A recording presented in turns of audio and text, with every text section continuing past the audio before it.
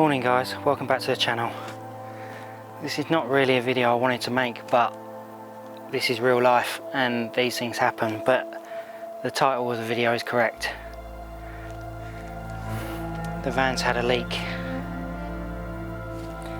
and in this video I'm going to show you where it's coming from and what's caused it. So yeah, let's get into it.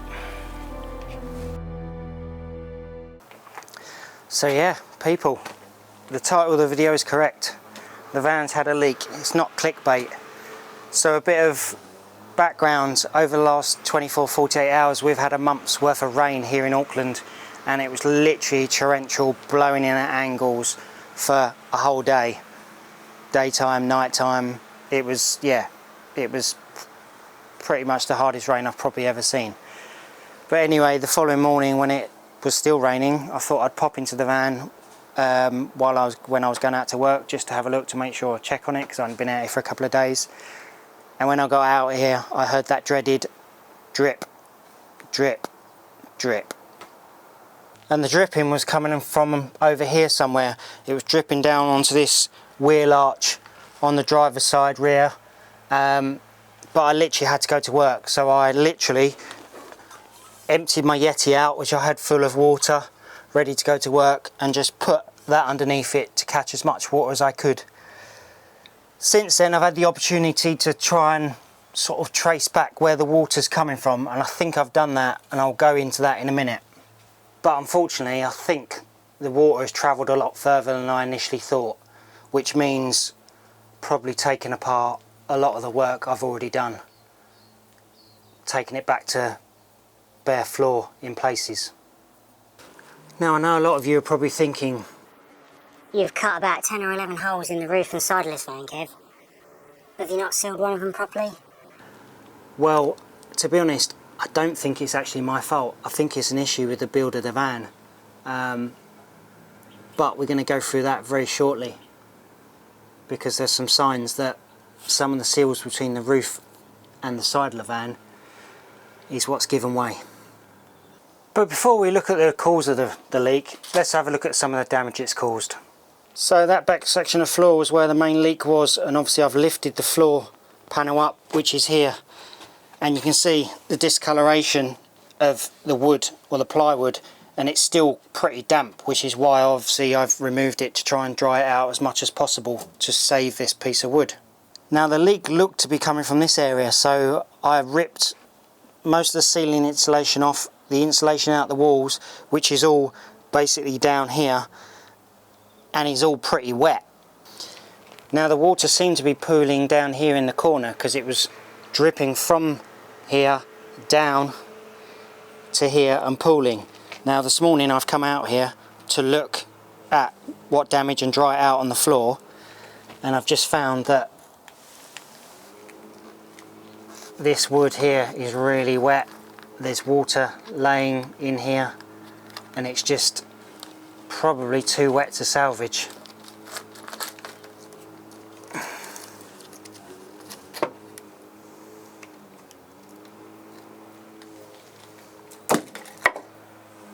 We have water in the floor well, which means all of this insulation's got to come up, and essentially we're going to have to start again. So where do I think the water's coming from? Because it was coming from this area, I thought, oh, it's going to be one of my solar panel mounting points. One there, one there. No, absolutely bone dry. I then checked where the solar strings come through. Absolutely bone dry. And then I thought the most recent thing that I've done is put these 20mm compression glands in the roof for the CCTV cables. I checked that one, absolutely bone dry. But I noticed that it was mainly wet around this area here, so I traced that back upwards to see where the highest point was that there was evidence of water or moisture. There was moisture around this seam. Now this seam is where the side of the van meets the roof of the van, and you can see it there. That's essentially the same seam. Now I've since put this sealant over, because it was continuing to rain. I decided to put that sealant over the seam to try and prevent any more water getting in the van. I then dried it out as much as I could, but I did notice that this area here had sort of condensation on it. So what I did was peeled back this tinfoil tape which I'd covered this beam with, and loads of water trickled out of these holes here, which is a cross sort of beam support for the roof. So I started checking this area meticulously, and then this morning I've come up to this area and found this joint here, and I don't know if you can see the tip of my screwdriver, but there's moisture in there. I don't know if you can see that.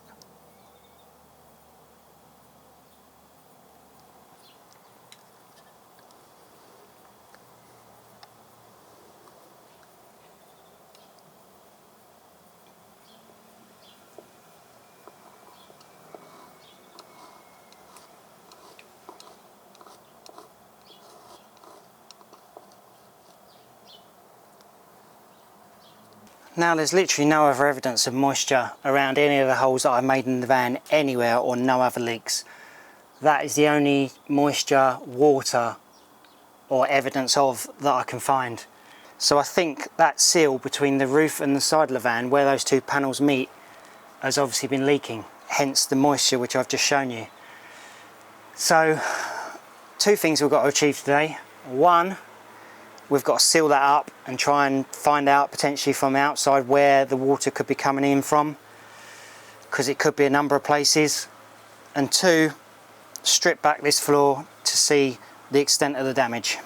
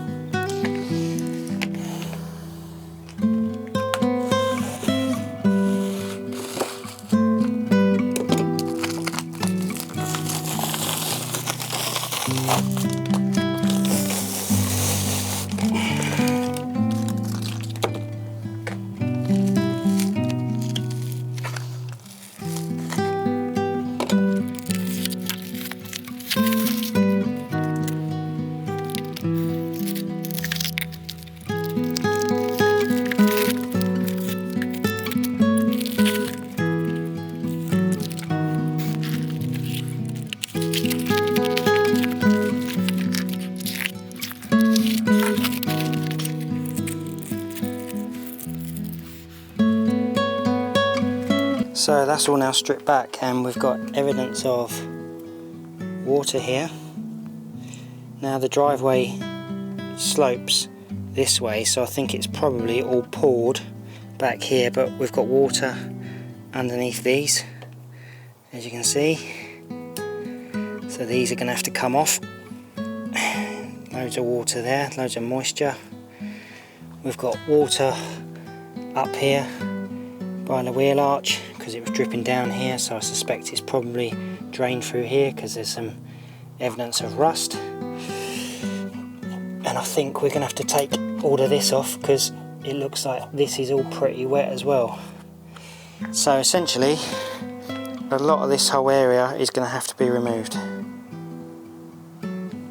But by far the worst area is over here. You can see the water that's in there is just loads and loads, so all of this soundproofing, this bit of wood, all needs to come off to dry it all out, because otherwise moisture is just going to be retained in here and rot the bottom out of the van.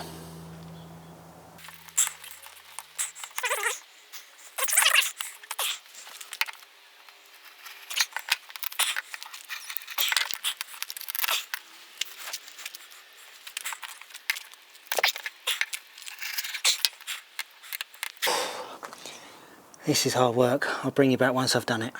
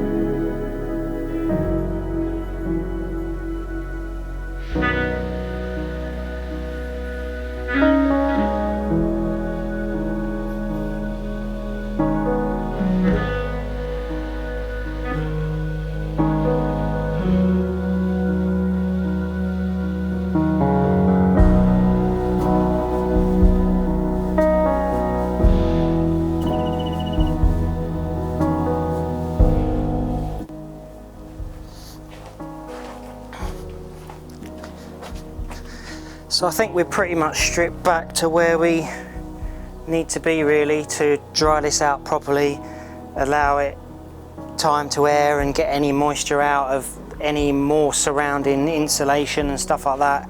Obviously some of the materials are probably going to need to be reused, like this wood, because it's absolutely soaking wet. So doesn't look that much, but there's a lot of work that I've undone here to obviously now sort this out. Something that wasn't really down to me, but yeah, it is what it is. It's all a learning curve for all of us, which is why I make these videos. You've got to show the highs and you've got to show the lows as well. It's not all about being, you know, this is brilliant, life's great, because let's face it, it's not always great. But on a positive side, it could be worse. We could have had the whole van done and we could have had a leak, which we would have had to undone a lot more of the work and probably wasted a lot more money. So better we found it now, or better it happened now than later.